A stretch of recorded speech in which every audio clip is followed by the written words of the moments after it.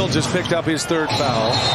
And now Green runs over Nurkic, and he'll be called for the foul. Draymond Green is back at it again, just a couple weeks out from being suspended after holding Rudy Gobert in a headlock. This time, he's hitting people in the face. When Draymond punched Jordan Poole, some people defended him saying, Poole shouldn't talk trash. When Draymond stomped on Sabonis, some people said, Sabonis grabbed his leg. When Draymond held Rudy Gobert in a headlock, some people said, he's just trying to protect his teammate. But this right here is inexcusable. Draymond has earned his third ejection in a season that started 2 months ago. He straight up just hit Nurkic in the face for playing defense. Now, he has the second most ejections in NBA history. Draymond claims that he didn't intend to hit Nurkic, which everyone knows he's lying. But the league decided they'd suspend Draymond indefinitely. The league didn't want to put a specific number of games that he'd be missing. This would allow Draymond Green to take the time he needs to deal with the challenges he's facing with. The league also expects him to receive counseling and would miss a minimum of 3 weeks worth of games. That's just the tip of the iceberg of what happened in the NBA in December.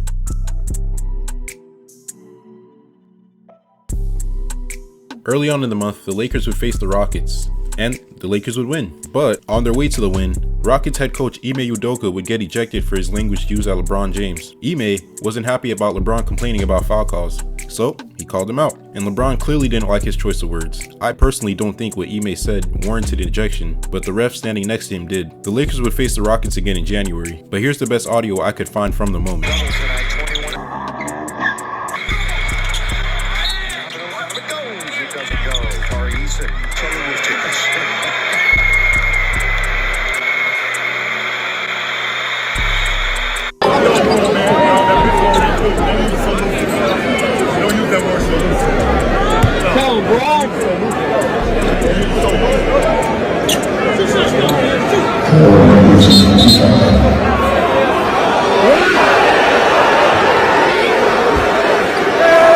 Speaking of tax, what were you and Ime talking about? Thanksgiving. How much we enjoyed Thanksgiving. Looked very friendly. Yeah, it was.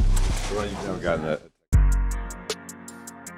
The quarterfinals of the in-season tournament consisted of the Indiana Pacers facing off against the Boston Celtics, where Tyrese Halliburton would notch his first career triple-double with 0 turnovers, while hitting tough clutch shots to lead the Pacers in an upset victory against the Boston Celtics. Despite Kristaps Porzingis not playing, Jason Tatum and Jaylen Brown both finished with 32 and 30 points, but it still wasn't enough against the fast-paced Indiana team that was playing. In the second matchup, the Bucks took care of the Knicks as they booked their trip to Las Vegas for the semifinal. Giannis would finish the game with 35 points and Damian Lillard would end with 28. Julius Randle tried carrying the Knicks to a victory, scoring 41 points in the loss. On the West Coast, Brandon Ingram would score 30 points to lead the Pelicans with the victory over the Kings. Despite 30 points from De'Aaron Fox and a triple-double from Sabonis, the Kings were not able to win the game. And despite playing 28 minutes in this game, Zion Williamson finished with just 10 points. In the last quarterfinal game, the Lakers would take on the Phoenix Suns. The Suns, still playing without Bradley Beal, could not defeat the Lakers. Despite 31 points from Kevin Durant, LeBron and Anthony Davis both dominated the game. But the conversation after the game wasn't that the Lakers were headed to Vegas, it was the officiating. The Suns, down 2 points, were able to force a loose ball, but before getting the steal, the Lakers were granted a timeout. NBA rules state that teams cannot call a timeout if they do not have possession of the ball. Devin Booker immediately after the game posted this on his Instagram and doubled down on the officiating after the game.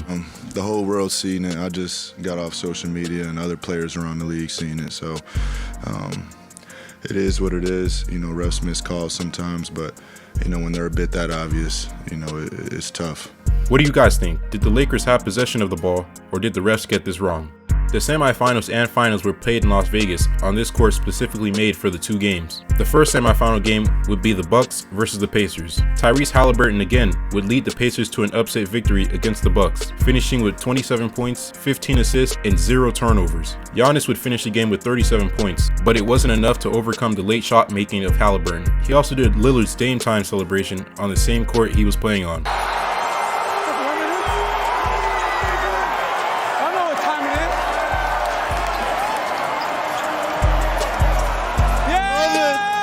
And personally, Mr. Lillard, I wouldn't let him do that to me. The second matchup was the Lakers against the Pelicans. The Lakers dominated the Pelicans.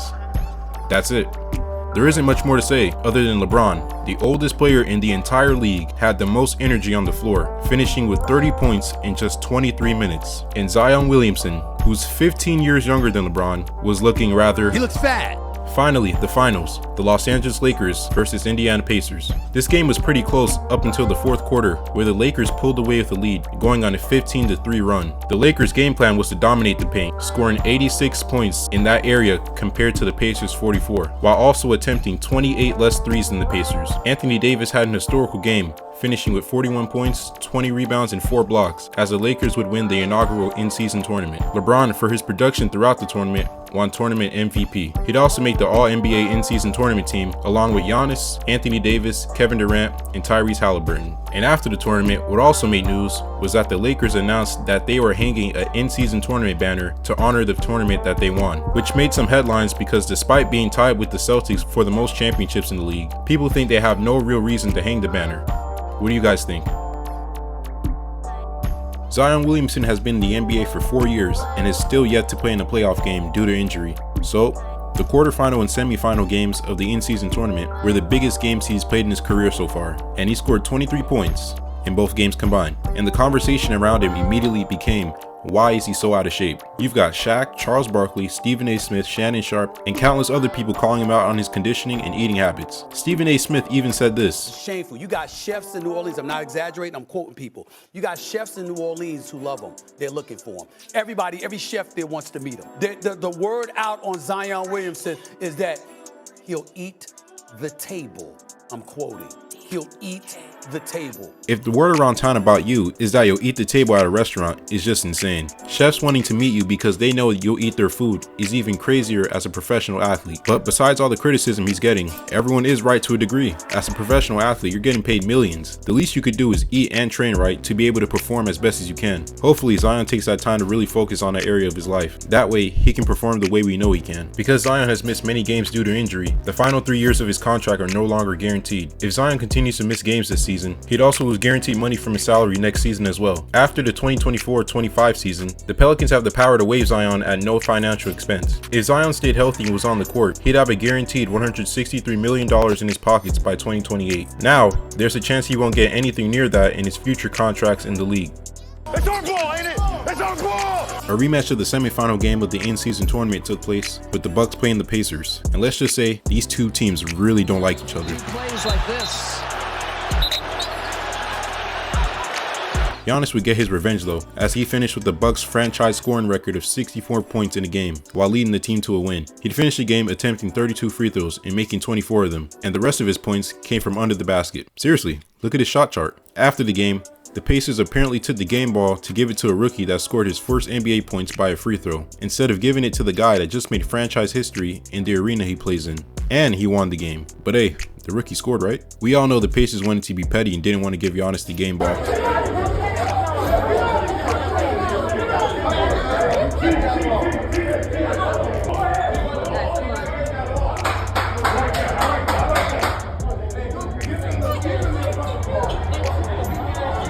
And because of this, Giannis turned into the Hulk. And honestly, I don't blame him. The Bucks say they were able to retrieve the game ball, but Giannis isn't convinced that it's the actual ball.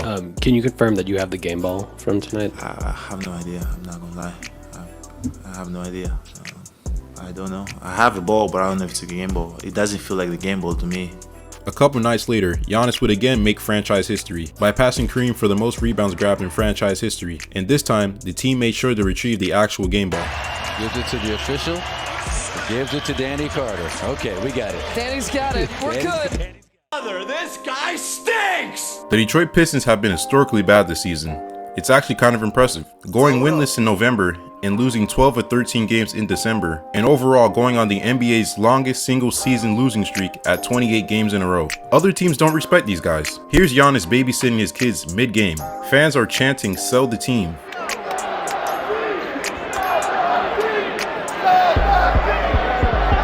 And they can't make any shots, even the ones before the game. Wingstop's season promotion with the team is 5 free boneless wings with any online purchase when the team wins. This promotion has only been out for only 3 games. They even commented on an Instagram post saying they might do 5 free wings for every loss just for the fans. Bring it up, William!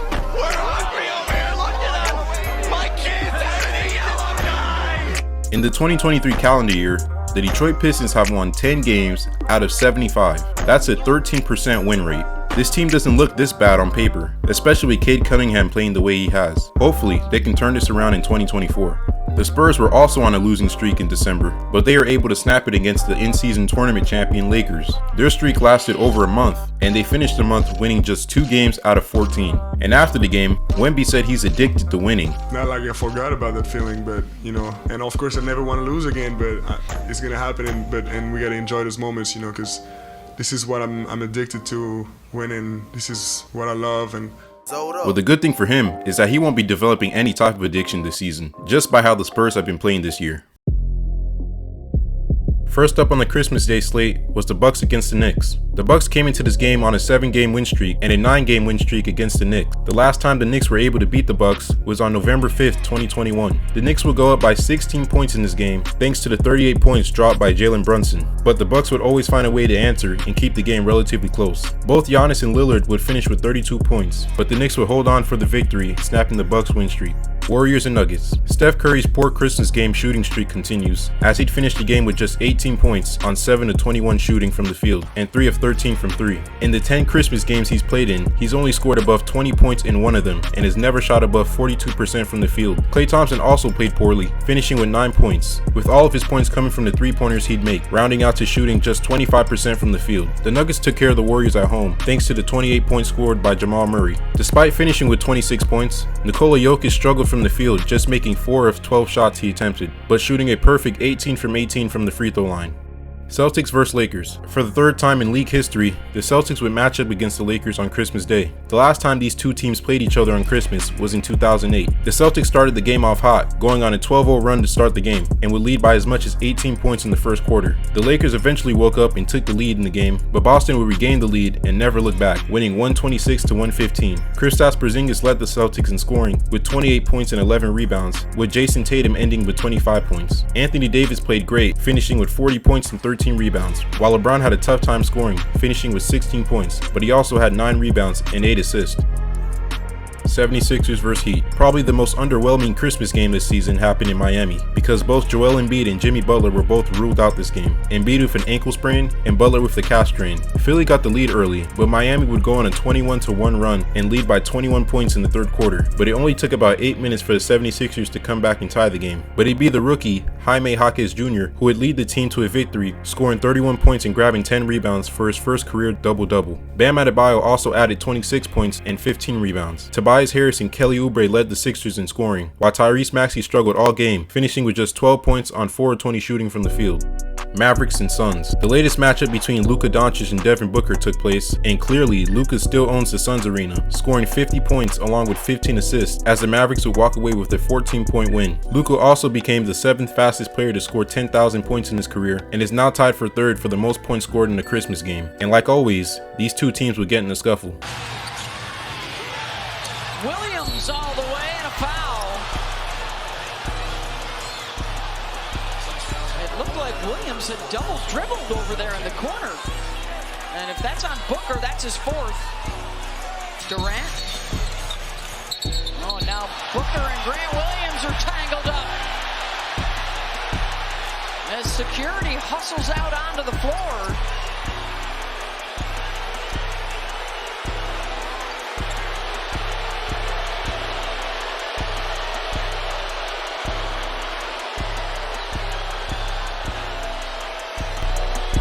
Luka outscored both Durant and Booker combined, as the Suns would lose their 3rd game in a row. This comes at the same time that Woj would report that Phoenix are feeling Kevin Durant's frustration due to the injuries the team's consistently facing. Start with Kevin Durant. You talk to people in Phoenix and around that organization, they can feel the frustration with Durant. Part of that certainly is the missed games for Brad Beal. This team was built around those 3 stars. And well, speaking of the Suns' injuries,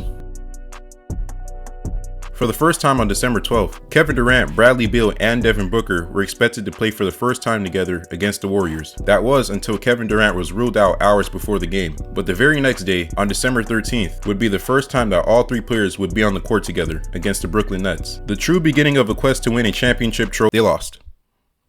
While the 3 players scored or assisted on 97 of the 112 points the Suns would score. The next game against the Knicks would bring even more bad news. 5 minutes into the game, Bradley Beal would suffer an ankle sprain injury. and would miss the next 5 games. Frustration is growing in Phoenix. The Suns lost 8 of their 14 games in December. They own none of their own draft picks and have next to zero cap space to sign actual good role players. With them also being deep in the luxury tax, it's championship or bust for this team, and time is running out for them to get and stay fully healthy to compete. After starting the season 0-5 with James Harden in the lineup, the Clippers have been rolling in December, winning 11 out of 13 games in the month. Harden, Kawhi, Paul George, and Russell Westbrook have found cohesion in the lineups and are just going out and beating teams. Harden individually has looked fantastic, averaging 20 points, 9.6 assists, and 5.2 rebounds in the month. The Clippers are 7-1 when Harden gets 10 or more assists in a game, and 10-9 when he gets 9 or less. Kawhi Leonard has also been great this month, averaging 29.3 points, 6 rebounds, and 4.1 assists in a month. From the beginning of the season to the end of November, the Clippers were 22nd in offensive rating with 112.2. By the end of December, they'd have an offensive rating of 117.4, which would put them 9th in the league. The Clippers are rising in the ranks. If they'll be healthy come playoff time still remains the question. It's a parade inside my city, yeah! Ja Morant made his long-awaited return to the NBA after being suspended for 25 games. His first matchup would be against the guy that went #1 overall in his draft class, Zion Williamson, and the New Orleans Pelicans. Coming into the game, the Grizzlies were 6-19, and Morant had a clear instant impact on the team, finishing with 34 points, 6 rebounds, and 8 assists, and he also hit the game-winning basket for the Grizzlies. There goes Morant, he spins, Morant scores, and the timer expires! The scriptwriters couldn't have put up a better story. Since his return, the Grizzlies have won 4 of their last 7 games, proving Morant is the motor of this team despite them going 20-5 without him in 2022. 3 games after his return, Ja would be on the headlines again, this time for a celebration after defeating the Pelicans the second time around. Has 2 guards that can get you into your sets on the floor. Both can score, but more than anything else, they can make... Fans say that he was reenacting the LSU football team's stick walk celebration. The Pelicans do play in Louisiana, the same place where the football team plays, so some fans should understand what he's doing, but this is just bad for optics. You got suspended twice for being involved with the gun on social media. The last thing you should want to do is portray anything that has to do with guns. Lou Williams said it the best. Man, cause it's silly at this point. It's silly, like, bro, what are you doing, bro? Stop playing with fire. The world is watching. Your fans are watching. The NBA is watching. Don't do anything that got anything with any kind of arms, my brother. Stop it. Every single little thing you do in the name of this type of stuff will be scrutinized. You have no more leverage. You have no more, nobody's giving you the benefit of the doubt anymore. Any of these type of things is gonna be problematic, bro. The MVP race this season isn't a 2-man race or even a 3-man race. Right now there's currently 5 different players that can win the award. Those players are Joel Embiid, averaging 35 points, 11.7 rebounds, and 6 assists. He also averaged 40.2 points per game in December. He's currently #1 in points per game, #5 in rebounds per game. He's had 2 50-point games, one of them coming against the Timberwolves, who are #1 in defensive rating in the league. And at the end of December, the 76ers were 3rd in the Eastern Conference. Luka Doncic, averaging 33.9 points, 8.4 rebounds, and 9.3 assists. He averaged 37.5 points per game in December. #2 in points per game, #3 in assists per game. He also has a 50-point game and is 2nd in total triple-doubles this year with 6. At the end of the month of December, the Dallas Mavericks are 6th in the Western Conference. Shai Gilgeous-Alexander, averaging 31 points per game, 5.7 rebounds per game, and 6.3 assists. #4 in points per game, #1 in steals per game, and has the highest field goal percentage by a guard. The Oklahoma City Thunder at the end of December are 2nd in the Western Conference. Nikola Jokic, averaging 26 points per game, 12.3 rebounds per game, 9.2 assists per game, and has the most triple-doubles in the league with 10. He's 4th in assists per game, most by a forward or center, and tied #1 in rebounds per game. The Denver Nuggets are 3rd in the Western Conference by the end of December. Giannis Antetokounmpo, averaging 30.9 points per game, 11.1 rebounds per game, and 5.5 assists. #4 in points per game, #6 in rebounds per game. He has a 60-point game and a 50-point game, and is #6 in field goal percentage. The Milwaukee Bucks are 2nd in the Eastern Conference at the end of December. Who do you think will win the MVP award this season? Kevin Durant passed Moses Malone to become the 10th all-time leading scorer in NBA history. Moses, who was 10th, scored a total of 27,409 points in 1,329 games played. It took Durant 326 less games to surpass him on the list. To put that in perspective, it took Durant about 4 82-game regular seasons less to pass Malone. KD could have passed Malone a season earlier if he didn't miss the entire 2019-2020 season, recovering from his Achilles injury. The month of December has been good and bad to Steph Curry. He became the first and only player to make 3,500 threes in his NBA career. He's currently ahead of second place by more than 500 three-pointers, adding to his legacy of being the greatest shooter of all time. But also during the month, he snapped his 268 straight regular season game streak of making at least one three-point field goal. That streak began on December 1st, 2018, over 5 years ago.